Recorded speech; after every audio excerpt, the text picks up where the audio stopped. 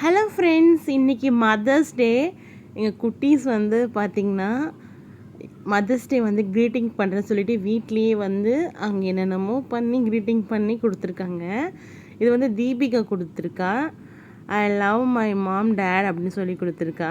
அதை ஓப்பன் பண்ணி பார்க்கலாம் அப்படி என்ன தான் பண்ணியிருக்கா அப்படின்னு சொல்லிட்டு கம்மெல்லாம் எடுத்து ஒட்டி ஒரே அமக்கலம் பண்ணிட்டாங்க வீட்டையே. சரி, நம்ம என்ன பண்ணியிருக்காங்கன்னு பார்க்கலாம். ஓப்பன் மாம்னு ஒன்று இருக்குது, என்ன பண்ணியிருக்காங்கன்னு பார்க்கலாம். ஒரு பொம்மை வரைஞ்சிருக்கா, ஐ லவ் மாம் அண்ட் டேடுன்னு போட்டிருக்கா. அடுத்து இன்னொரு ஒன்று இருக்குது, என்னென்னு பார்க்கலாம்.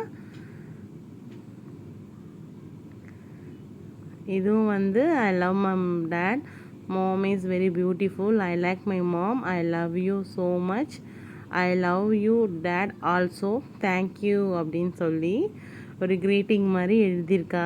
சூப்பராக இருக்குது. My mom is my stars அப்படின்னு எழுதியிருக்கா. ரொம்பவே ஹாப்பியாக இருக்குது. அதில் ஸ்டார் எல்லாம் வேறு ஒட்டி வச்சுருக்கா பாருங்களேன். சூப்பராக இருக்குது, அழகாக இருக்குது. அடுத்து இது பார்த்தாச்சு. அடுத்து தேஜா என்ன கொடுத்துருக்கான்னு பார்க்கலாம். தேஜா பாருங்க, ஸ்கூல் லீவ் விட்டாச்சு, புக்ஸ்லேருந்து எல்லாத்தையும் அமக்கலம் பண்ணிட்டாங்க. இந்த புக்ஸ்லாம் பார்த்திங்கன்னா அவள் வந்து ஃபஸ்ட் ஸ்டாண்டர்ட் படிக்கும்போது இருந்த புக்ஸு, அதுலேருந்து எடுத்திருக்கா பாருங்க. அவள் வந்து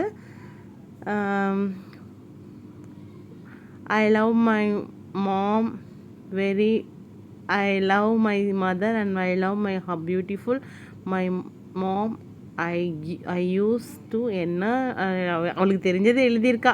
சரி, ஓகே, சூப்பராக இருக்குது. அவள் தான்.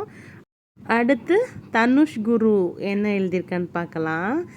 ஒரு ஸ்கூல் பேப்பரை கிழிச்சி அதில் மாம் போட்டு ஒரு ஹார்ட் சிம்பிள் போட்டிருக்கான். சிம்பிளாக இருந்தாலும் அன்பு அதிகமாக இருக்குது. எனக்கு ரொம்பவே ஹாப்பியாக இருக்குது. மதர்ஸ் டேக்கு என்னோட குழந்தைங்க வந்து கொடுத்த கிஃப்ட் இது. அனைவருக்கும் ஹாப்பி மதர்ஸ் டே.